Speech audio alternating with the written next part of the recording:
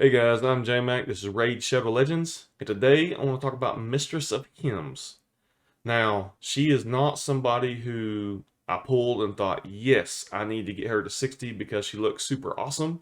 Um, I built her only because I had a 6-star awakening for her. Um, she's not an account changer by any means, but I just thought it was such a waste of a 6-star awakening to not put it on, a champion. Uh, She is a Spirit Affinity Sacred Order champion. She is basically a nuker slash healer. Her A1 attacks one enemy, then heals the ally at the lowest HP by 15% of damage inflicted. And damage is based on attack. So this is an awesome skill just because your default skill can give a heal. What sucks is the heal is based off of attack. So you're basically going to try to build her like a nuker in hopes that you get her damage up as high as possible. That way, this heal can be as high as possible. Now, the only problem that comes in with having attack-based champions and setting up nukes is survivability. Then her A2 attacks one enemy again, then places continuous heal buff on 2 allies with the lowest HP for 2 turns if the attack is critical. So you gotta have crit rate up. And then the A3 revives 2 random allies with 50% HP and places a Veil buff on them for 1 turn. So it's a pretty decent revive. Get booked down to a 5-turn cooldown. I am still missing a few books to get her fully booked, but just testing her out, I think it was fine to not have her fully booked just to kind of see what she can do. Since I did have the 6-star awakening, the blessing I took was cruelty, which adds 400 attack, 1000 HP, 20% extra crit damage, 7 speed, and then it decreases target's defense by 4% per hit, up to 40% for normal champions and up to 20% for bosses. So that's pretty good getting that defense down, especially on boss fights. And she also has an aura of 25% defense in all battles, which that's super handy to have, especially early game. So for her skills, not the greatest in the world, but not the best. I definitely feel like the 15% continuous heal is her best heal. So that's definitely, I think, worth getting to a 3-turn cooldown. Uh, the other, obviously, the more damage you put out on A1, the better the heal is. So it's not a horrible thing to have it booked up, but at the same time, her damage isn't so strong that that 5% is really noticeable. So if I, had my choice of putting books, I would want them all to go into the A2. And then I guess it'd be worth having one here. If your strategy is relying on her to revive champions every 5 turns, then I'd probably say find a new strategy. But I have some situations of faction war bosses where I've used Ugo, and that was my strategy to go as far as I can, have everybody die, and then her revive. So the revive does come in handy. It's not something I would want to fight and rely on her having to go through 2 or 3 cycles of that to win. For gear, I went relentless and speed. Uh, Now I did go speed because I wanted to get her speed up, as much as I could, but her speed is super, super low. This probably isn't an ideal build for her, but that's why I have the relentless in there. My thinking behind it is if I have a champion with a A1 that can heal, if I do the relentless, which gives an 18% chance to get an extra turn, that if, and I know this relies on RNG, but the relentless, I feel like it procs and goes more often than what you realize.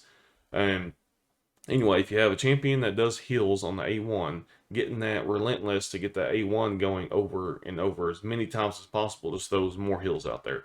And I felt like I had a better chance of her getting more turns with relentless than I did of just having her speed up super high. And then plus, this was the best gear that I had to put on her without pulling gear off of a lot of other champions and going through all that rigmarole. So I decided to build her out like a nuker because that's what her A1 depends on is her attack. So I put attack boots, had a little bit of crit damage on them. Attack chest with some crit rate and crit damage. Crit rate gloves. I would have loved to have gone crit damage gloves just to get her attack even higher, but I wasn't going to be able to do the crit damage and get the attack, chest and boots, and then picking up crit rate everywhere else to get her to 100% crit rate. So I went ahead and went crit rate gloves and then picked up a crit damage and attack where else I could. And then to finish off the Relentless set, the helm got a little bit of HP, crit rate, and defense. Which the HP and defense I would love to get a lot higher just to keep her survivable. But on the speed, I got a little more HP, some crit rate. And then on the weapon, more crit rate, some crit damage, some more attack. I really don't like those resistance rolls, but went with what I had. The ring, it is a defense ring, but the 12% attack seemed to do better than any of the other rings that I had. So this actually gave her more attack. And then, like I said, I'm happy to pick up defense where I can just for survivability.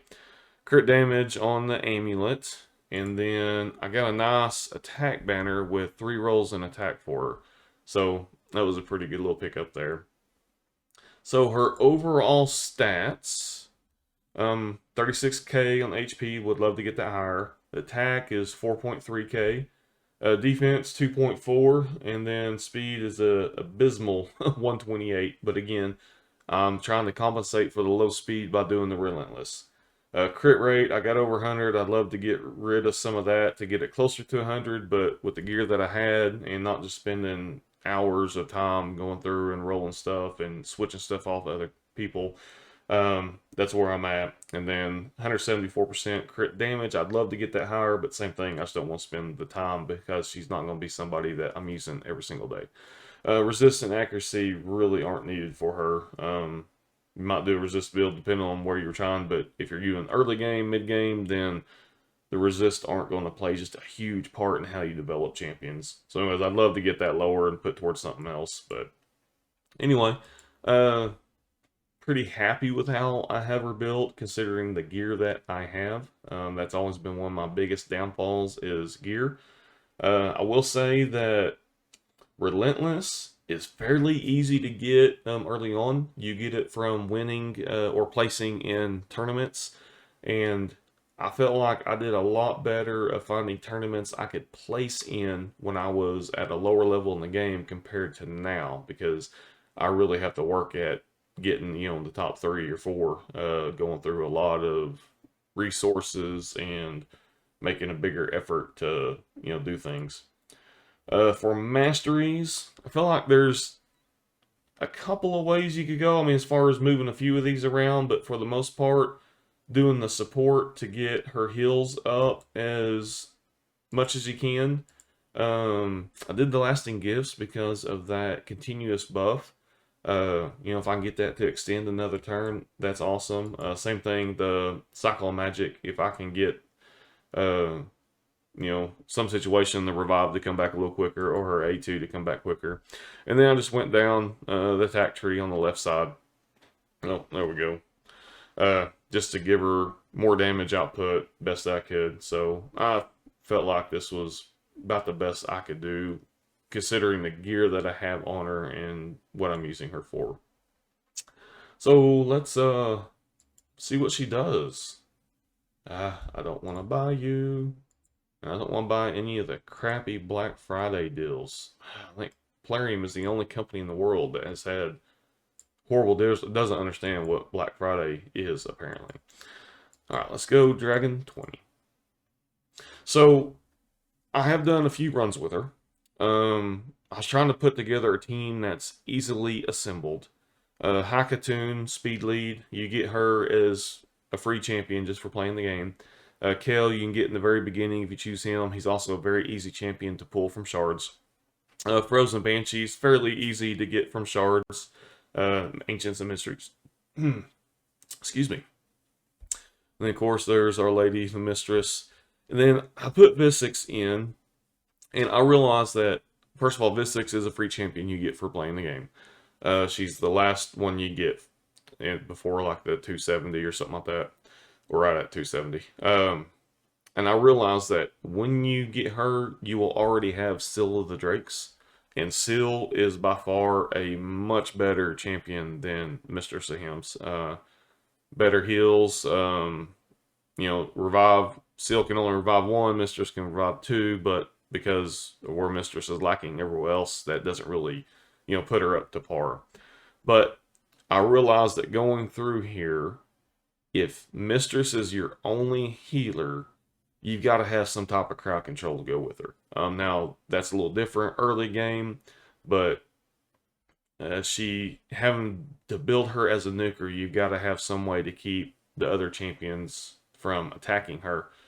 And so that's where Visix comes in, because Visix throws down a provoke, and then Visix does have a little shield she puts on herself that kind of helps, with some of the heals. But we'll get in here and you can kind of see what I'm talking about.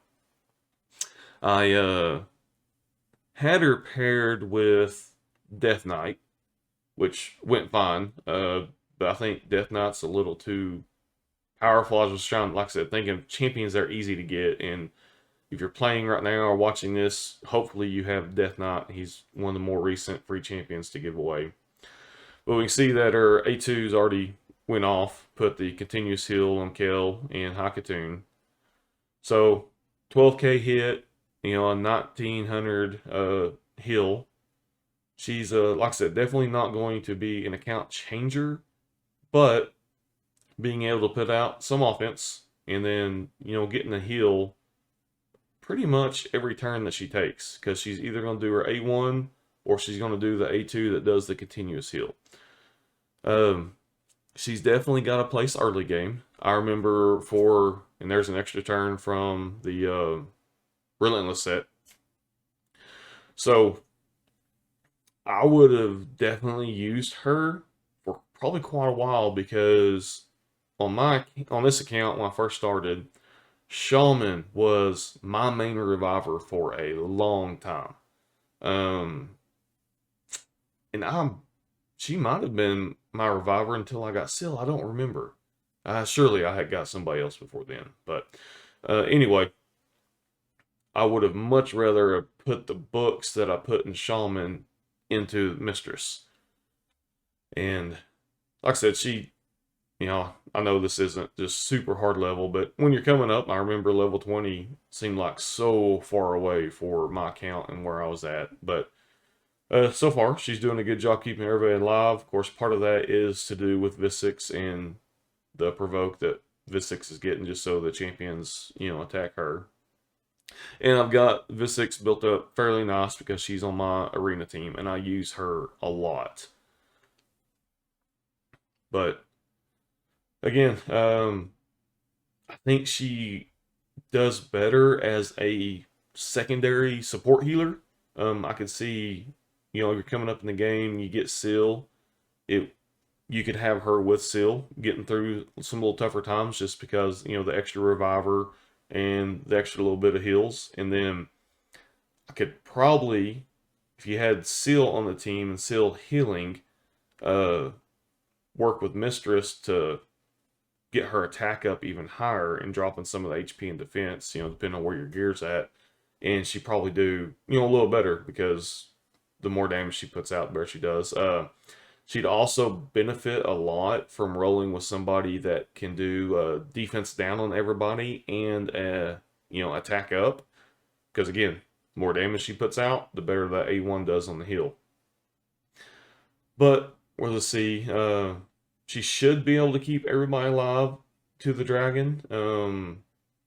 And with the different kind of teams I've tried, this team's done fairly well with her. The last little bit of dragon, I might lose somebody. I'd had her in speed boots, and when I'd have a couple people die at the dragon, she would get her revive off and bring them back up.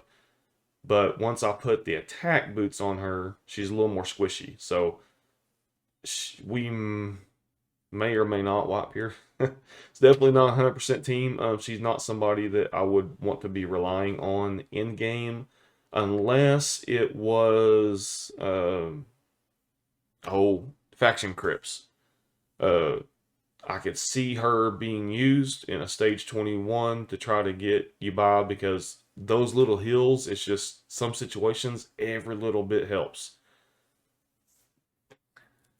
And so, like I said, definitely not an account changer. I think even if I had the books in her, she'd definitely do better having that A2 on another one turn cooldown where she'd be at 3 turns instead of 4, because that is by far her best heal.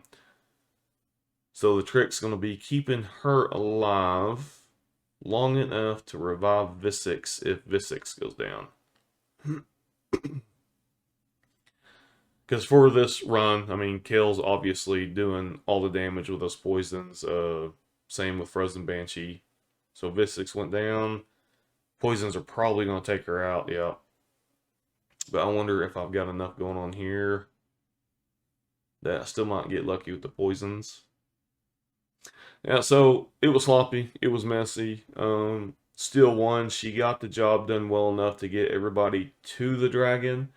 But again, obviously, if you have her, she's not going to be part of your Dragon 20 team or your Fire Knot 20 team or anything like that. She can definitely help you with the stages coming up to that. Ice Golem earlier stages, I could see her helping, just some healing on the wave. She definitely cannot sustain a team with as hard as Ice Golem hits. You just have to, have another healer there you can team her up with.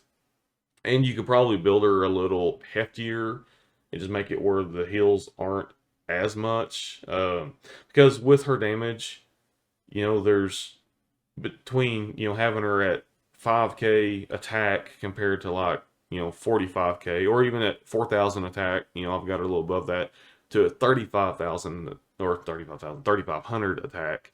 Having that 500 attack difference isn't going to massively change the amount of heals.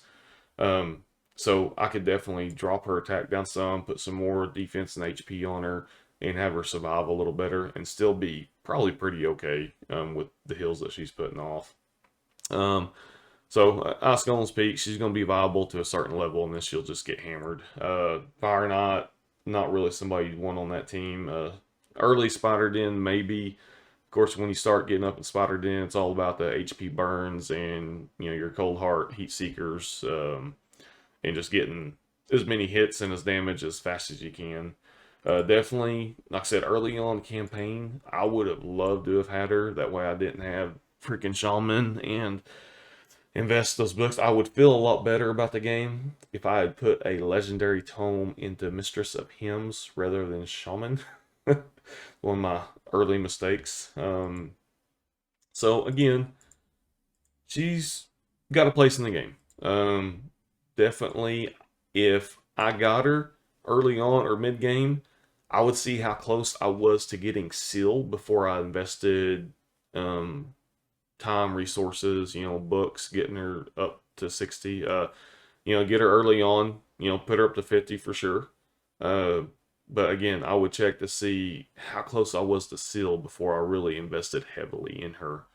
And that's really about all there is on her. Again, a few masteries I feel like you could probably switch around and some of the gear, but I felt pretty good with the build I have her in. And I really don't think she could do much more than that on an average count. Now, obviously, somebody that's been playing for 3 years has god tier gear. You could get her up to 6k on the attack and 250 crit damage, and go all out, and you could probably turn her into a pretty decent hitter. But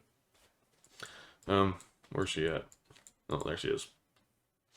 But anyways, she's good for what she is, which is a support healer, a support champion. I do like the name Mistress of Hymns. She reminds me so much. Got some nostalgia of my days playing EverQuest. When EQ1, I was a bard for many years, and then EQ2, my main was a dirge, and then I boxed a Troob, and so Troubadour. So I love the name. Like I said, kind of made me thinking about my old EQ days. I wish there was more I could do with her, but like I said, for my account, there may be a secret room in Doom Tower I could probably use her in, but other than that, I'm really not going to use her. just kind of fun to level her up, see what she could do.